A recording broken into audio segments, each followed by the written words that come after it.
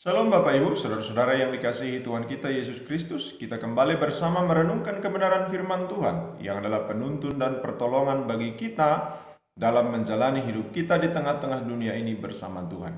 Saya akan membacakan nats bagi kita dari 1 Korintus 2 ayat 12 sampai 15. Kita tidak menerima roh dunia, tetapi roh yang berasal dari Allah, supaya kita tahu apa yang dikaruniakan Allah kepada kita. Dan karena kami menafsirkan hal-hal rohani kepada mereka yang mempunyai roh, kami berkata-kata tentang karunia-karunia Allah dengan perkataan yang bukan diajarkan kepada kami oleh hikmat manusia, tetapi oleh roh. Tetapi manusia duniawi tidak menerima apa yang berasal dari roh Allah, karena hal itu baginya adalah suatu kebodohan. Dan ia tidak dapat memahaminya, sebab hal itu hanya dapat dinilai secara rohani. Tetapi manusia rohani menilai segala sesuatu, tetapi ia sendiri tidak dinilai oleh orang lain. Sebab siapakah yang mengetahui pikiran Tuhan sehingga ia dapat menasihati dia?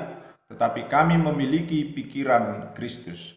Saudara-saudara yang dikasihi oleh Tuhan kita Yesus Kristus, orang-orang yang percaya kepada Tuhan Yesus sebagai Tuhan dan Juru Selamatnya secara pribadi, mereka memiliki Roh Kudus. Karena firman Tuhan katakan ketika mereka percaya, kalau kita percaya kepada Kristus, kepada Injil keselamatan, maka kita dimeteraikan Roh Kudus. Saudara, dan sejak saat itulah seseorang benar-benar telah hidup sebagai insan rohani. Sejak saat itulah seseorang benar-benar telah hidup dengan kerohanian. Karena rohani itu sendiri adalah suatu istilah yang hanya dikenakan kepada orang yang mempunyai Roh Kudus, yaitu setiap orang percaya yang percaya bahwa Yesus adalah Tuhan dan Juru Selamatnya. Saudara, tentu kita bertanya, bukankah yang lain juga rohani? Memang benar, seseorang percaya atau tidak kepada Tuhan Yesus sebagai Tuhan dan Juru Selamatnya, memang mereka mempunyai roh, yaitu rohnya sendiri. Tetapi roh itu merujuk kepada nyawa, hidup. Ya, sekedar nyawa, sekedar hidup. Bukan kepada kerohanian atau kehidupan dalam kerohanian. Itu sebabnya saudara-saudara, kita menemukan fakta bahwa seseorang bisa tetap hidup, bisa tetap bernyawa, dan dia hidup secara lahiriah, tetapi tidak rohani. Kita bisa menemukan itu. Dia hidup, bernyawa, tapi sesungguhnya dia tidak rohani. Dia tidak hidup dalam kerohanian. Kenapa demikian? Saudara-saudara, istilah rohani atau kerohanian itu sudah sangat biasa bagi kita. Bukan hanya bagi orang Kristen, tapi bagi semua orang di dunia ini itu mungkin sudah merupakan istilah yang biasa. Rohani dan kerohanian. Tetapi dalam konteks kita sebagai orang percaya, kita harus melihatnya dengan benar. Apa yang dimaksud dengan rohani dan kerohanian? Kita menjadi makhluk yang rohani atau kita menjadi insan rohani adalah sejak kita percaya kepada Tuhan Yesus sebagai Tuhan dan Juru Selamat kita. Dan itu adalah oleh Roh Kudus sendiri, sumber segala kerohanian. Sebagaimana ditegaskan dalam 1 Korintus 12 ayat 3. Dan atas setiap orang yang telah percaya kepada Tuhan Yesus adalah Tuhan dan Juru Selamatnya, kepadanya Roh Kudus diam, karena Allah memeteraikannya. Seperti yang dijelaskan Efesus 1 ayat 13. Sejak saat itulah seseorang telah menjadi insan rohani, telah menjadi makhluk rohani. Tentu dalam pengertian rohani yang sebenarnya. Saudara-saudara, hal itu juga lah yang diterangkan nas kita tadi pada ayat 12 sampai 13. Tadi dikatakan di sana, kita tidak menerima roh dunia, tetapi roh yang berasal dari Allah, supaya kita tahu apa yang dikaruniakan Allah kepada kita. Dan karena kami menafsirkan hal-hal rohani kepada mereka yang mempunyai roh, kami berkata-kata tentang karunia-karunia Allah dengan perkataan yang bukan diajarkan kepada kami oleh hikmat manusia, tetapi oleh roh. Saudara-saudara, orang yang tidak mempunyai roh Allah tidak akan bisa mengerti atau tidak punya potensi untuk mengerti hal-hal rohani. Dia tidak akan mengerti. Itu yang dikatakan tadi, karena kami menerima roh Allah. Hanya orang yang memiliki roh Allah yang mengerti hal-hal rohani yang sesungguhnya. Memang dalam ilmu umum, saudara-saudara, ilmu yang membahas tentang keberadaan atau seluk-beluk manusia, Manusia disebut sebagai makhluk rohani yang punya kebutuhan atau keberadaan rohani yang secara ilmu biasa disebut dengan kecerdasan spiritual atau spiritual quotient. Itu biasa. Tetapi sebenarnya saudara-saudara, itu hanya menjelaskan tentang bahwa manusia butuh itu. Itu tentang kebutuhan manusia. Bukan keberadaan yang serta-merta atau otomatis demikian, langsung menjadi makhluk spiritual. Berdasarkan firman Tuhan tidaklah demikian.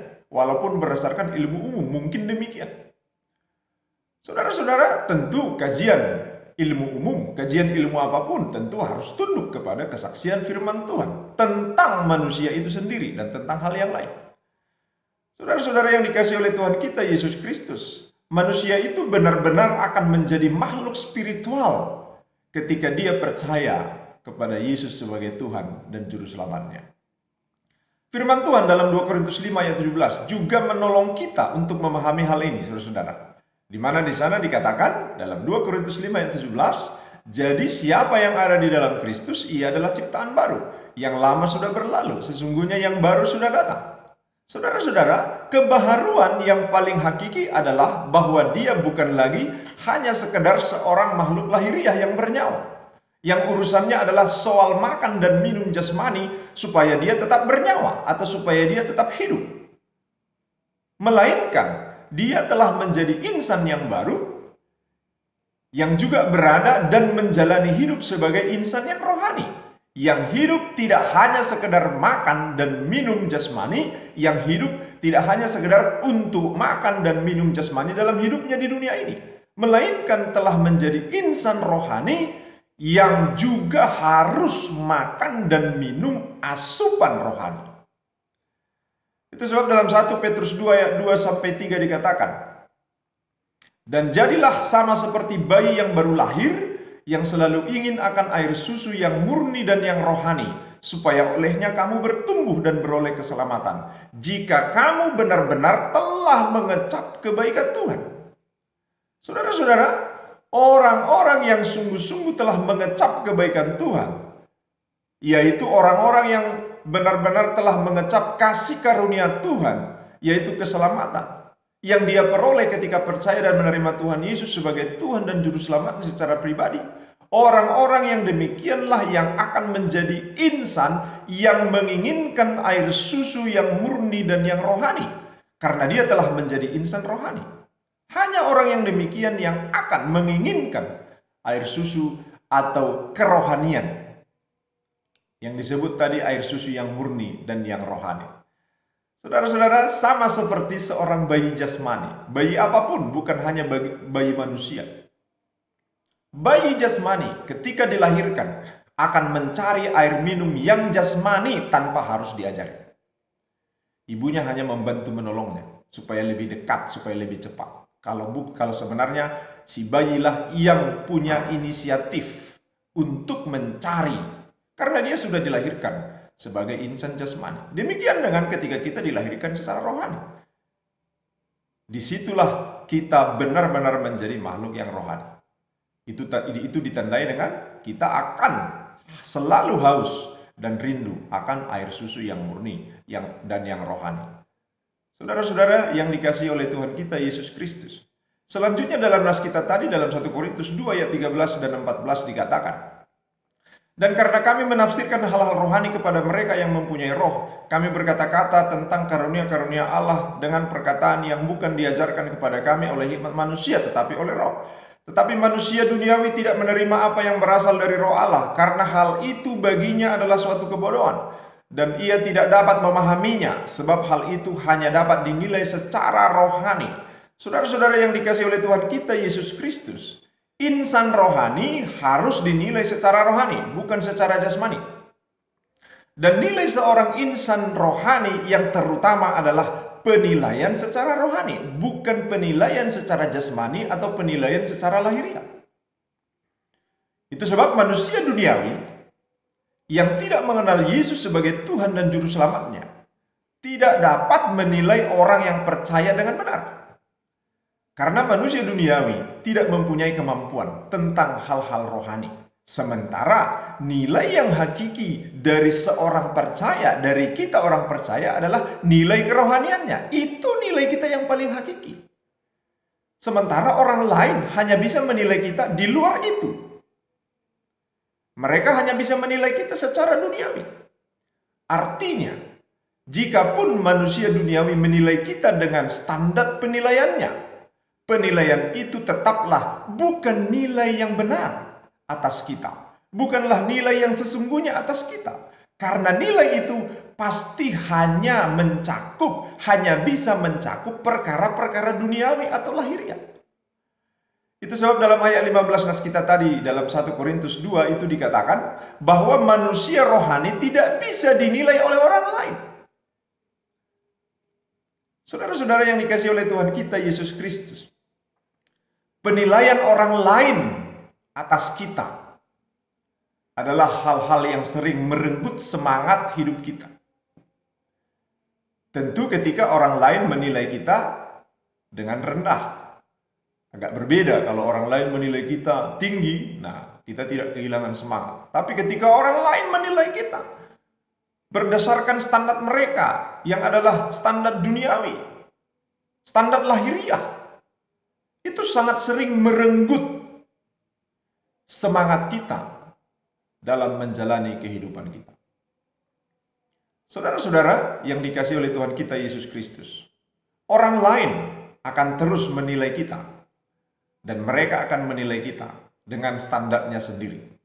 Mereka akan menilai kita sesuai dengan standar yang mereka miliki, yang belum tentu penilaian mereka adalah berdasarkan nilai rohani. Orang lain menilai kita berdasarkan penilaian mereka, yang belum tentu adalah penilaian berdasarkan nilai rohani. Yang ayat 16 nas kita tadi dalam 1 Korintus 2 disebut memiliki pikiran Kristus. Orang lain bisa menilai kita, tapi belum tentu dengan pikiran Kristus. Karena itu saudara-saudara, janganlah pernah terganggu dengan penilaian orang lain yang tidak memiliki pikiran Kristus. Atau yang menilai kita bukan dengan standar penilaian Kristus, yang adalah penilaian berdasarkan firman Tuhan. Jangan pernah terganggu dengan itu. Atau jangan membiarkan diri diganggu oleh penilaian-penilaian orang lain yang bukan berdasarkan pikiran Kristus. Jangan memberi diri dipengaruhi oleh penilaian-penilaian orang lain. Kita hanya perlu tetap memperhadapkan diri kepada kebenaran, memperhadapkan diri kepada standar penilaian firman Tuhan. Firman Tuhan adalah standarnya. Dan itu yang memberi kita nilai yang sebenarnya. Saudara-saudara, kebenaran firman Tuhan, ketika kita memperhadapkan diri kita kepada kebenaran firman Tuhan, itu akan selalu menuntun kita kepada semangat yang benar. Ketika firman Tuhan mengoreksi kita, kita akan dituntun kepada semangat yang benar, memperbaiki diri dan semakin bertumbuh, melesat menjadi pribadi-pribadi yang semakin baik. Saudara-saudara, tidak sedikit orang membiarkan dirinya, bahkan aktif membiarkan dirinya, gelisah dan resah, dan terganggu oleh penilaian orang lain, yang belum tentu orang lain menilainya berdasarkan pikiran Kristus. Bagaimana kita mengetahui penilaian orang lain berdasarkan pikiran Kristus? Tentu harus kembali kepada firman Tuhan. Apa yang dibilangnya, kita periksa dari penilaian firman Tuhan. Itu sebabnya tidak perlu apapun orang lain menilai kita. Tahan dulu. Orang sekarang bilang jangan baper. Tetapi mari kita menghadapkan diri kepada firman Tuhan. Apa kata firman Tuhan? Saudara, tidak sedikit orang membiarkan dirinya kehilangan semangat karena penilaian orang lain atas dirinya. Saudara-saudara,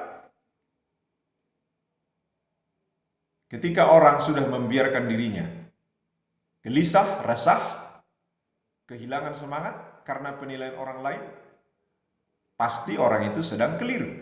Dan dia sedang berada dalam semangat hidup yang keliru juga. Kenapa? Karena selanjutnya dia akan menjalani hidup untuk memenuhi standar orang lain. Karena ketika orang lain memberi nilai kepadanya, dia terganggu. Artinya apa? Besok-besok dia akan hidup dalam semangat memenuhi standar orang lain, bukan standar firman Tuhan. Karena itu saudara, jangan membiarkan diri diganggu oleh penilaian orang lain, diganggu oleh penilaian duniawi, tetapi teruslah bersemangat melangkah sesuai dengan tuntunan firman Tuhan, yang adalah sumber semangat yang benar, yang adalah semangat kita orang-orang yang percaya kepada Yesus sebagai Tuhan dan Juru Selamat kita. Tetaplah semangat, kiranya Tuhan menolong kita. Shalom, amin.